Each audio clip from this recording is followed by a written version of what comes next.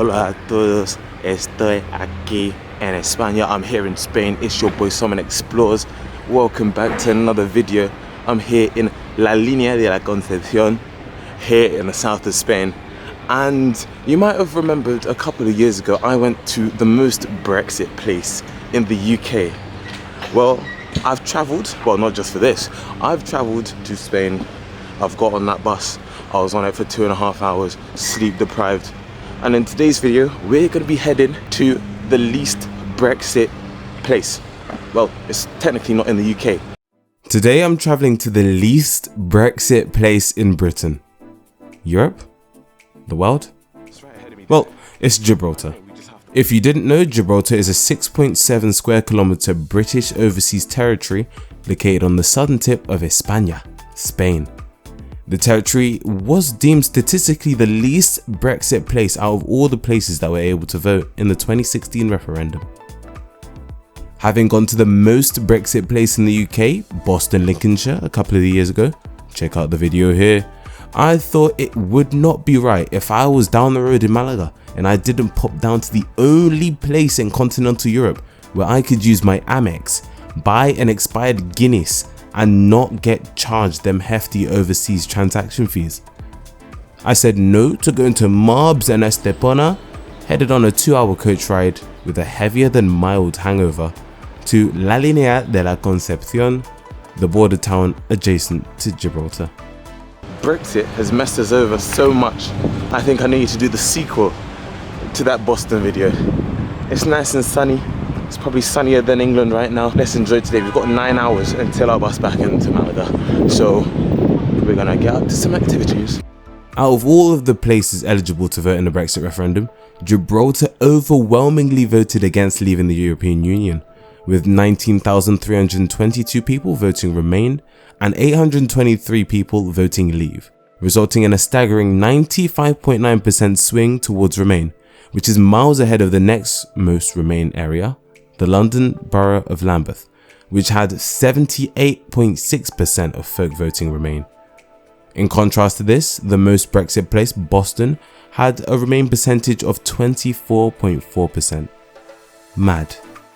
Now, the high percentage of Remain voters in Gibraltar will mainly be due to one thing: location, duh. I guess we'll discuss that later in the video. You may ask, why is this tiny speck off the tip of Spain British? Well, I'm gonna explain, but I'm gonna end up simplifying it heavily. I'm no history teacher, I'm just a bored Brit that wanted to eat a meal deal with my toe hanging over the border into Spain. Basically, this piece of land had been under the ownership of many different folk, the Romans, the Arabs, the Berbers, the Spanish, etc., until the 1700s and the War of Spanish Succession. The war broke out following the death of King Charles II of Spain, who had died without an heir ready to take the throne. Bossman had a large empire, and once he died, an almighty struggle for the land ensued.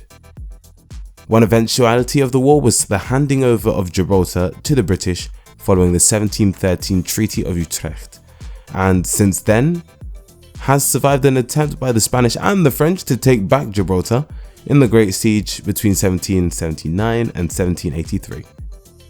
Well, since then, it has become a strategic post for the UK, especially during the Napoleonic Wars and World War II, of which their legacies are stapled all across the territory. Gibraltar has been classed a town since 2022, after a city bid was made as part of the Queen Elizabeth Platinum Jubilee Civic Honours were rejected. Check out my video on that right here. And researchers actually found out that Queen Victoria had already recognised it as a city since, 1842? Oof, damn. Essentially, nowadays, there is still beef between Spain and the UK, with Spain still contesting a claim to Gibraltar. And we've seen recently all the delays of the British government trying to fix the mess that Brexit has caused for cross-border relations, their residents, and all the businesses that rely on Gibraltar and La Línea. To get across to Gibraltar as a foot and leg user, you need your passport if you're a non-EU citizen, that's including the UK, where they stamp you out of the EU and then you just flash your picture page to a Gibraltar dude and then you just straight through across the border. For Spanish, Gibraltar and EU folk, they just have to flash an ID card and they just get way through, like literally 2 seconds, bing bong bing. Well lads, let's explore the least Brexit place. But first, I need a piss. And the airport is right across the road. The first sight you come across when passing the border is the infamous airport, known for its runway that slices the territory into two. The airport building is nice and modern, but unsurprisingly quiet considering there's only like 3 or 4 flights a day to the UK. No EU flights, no African flights. For the longest time, EU flights weren't allowed until Spain were like, okay fine, put some flights in. With flights running to places like Barcelona and Madrid before being axed due to a lack of demand. Walking across the runway on Winston Churchill Avenue is a surreal experience, which nowadays is only for pedestrians, bikes, scooters, and I'm guessing emergency services. In March 2023, a new £34 million tunnel under the runway to the east of the territory, Kingsway, was opened, allowing for vehicular traffic to bypass having to wait in queues trying to cross the airstrip when aircraft were landing or taking off. It means that it's a nice and peaceful jaunt for pedestrians into town. You see, for a Brit cutting about the city for the first time, it's crazy how British this place is. Like, it sounds stupid, but honestly, you'll get what I mean.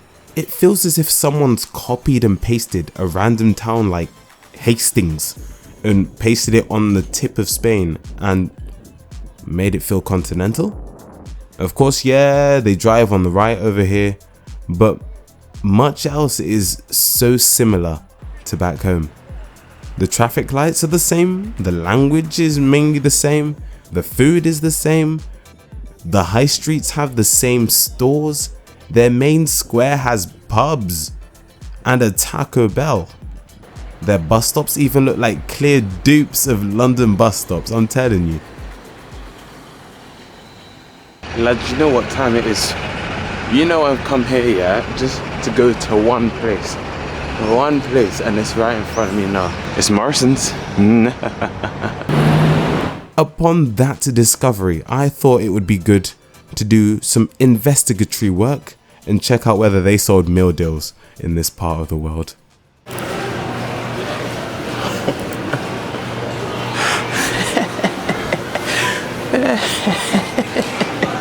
Let's see what they got. Let's see what they got.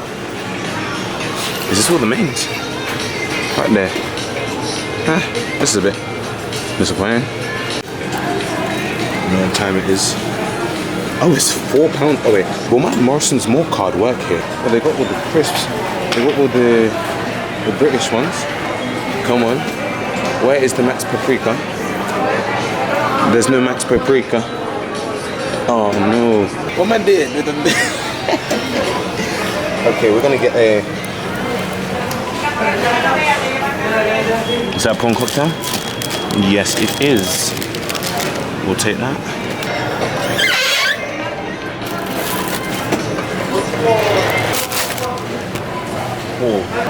Oh, they've even got all the booze. Look at all the booze, man. No way they got Foster's Shandy. Oh my days, what the fuck? Cruz Campo, of course. Cruz Campo, San Miguel. Oh, you can put it into Spanish.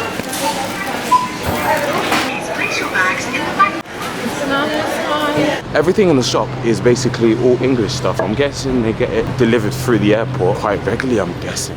Walking around the city centre, especially Main Street or Calle Real and Casemate Square, you know, it's quite interesting. I noticed that along the regular British names dotted around, there were a lot of thriving independent stores to be found.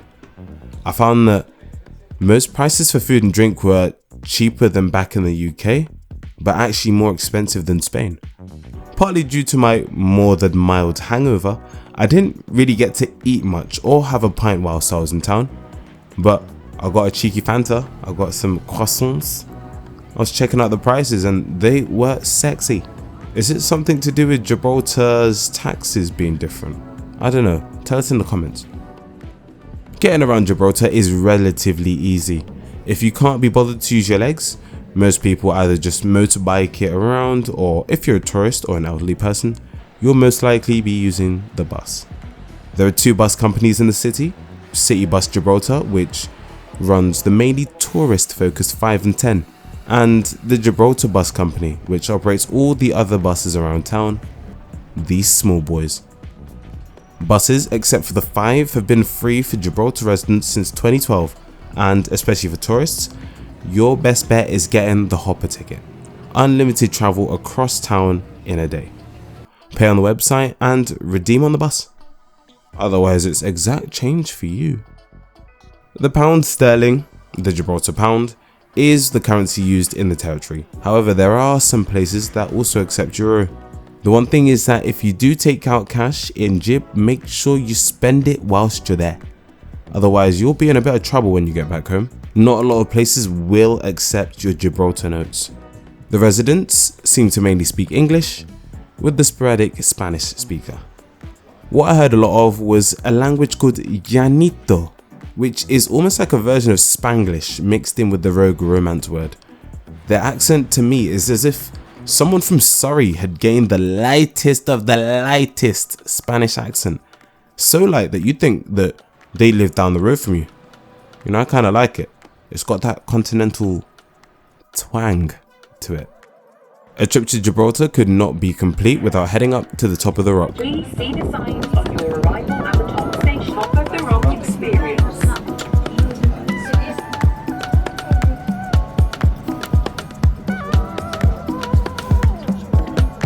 And spending some time with these Barbary macaques, the only wild monkey population found in mainland Europe.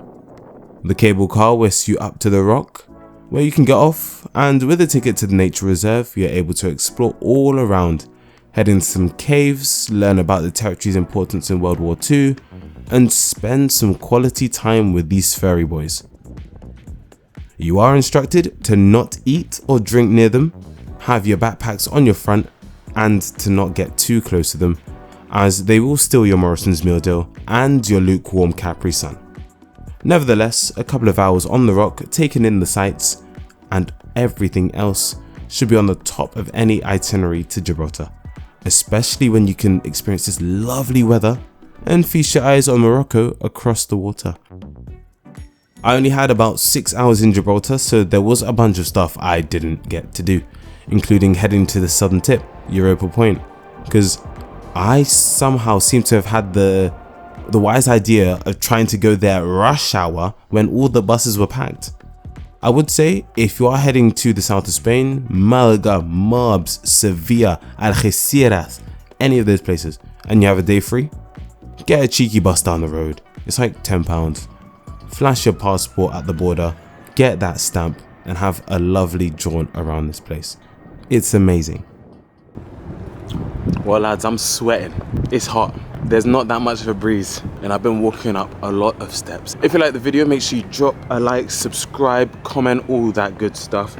Leave some suggestions of what you want to see in the future. It's been your boy Summer Explores. I'm gonna head down to Gibraltar McDonald's, get myself a cheeky meal and some papas bravas, and maybe a pint, or maybe fish and chips. There's a lot of choice. I'll catch you in the next video. See you in a bit. Like, subscribe, comment, Patreon, Kofi. Bye.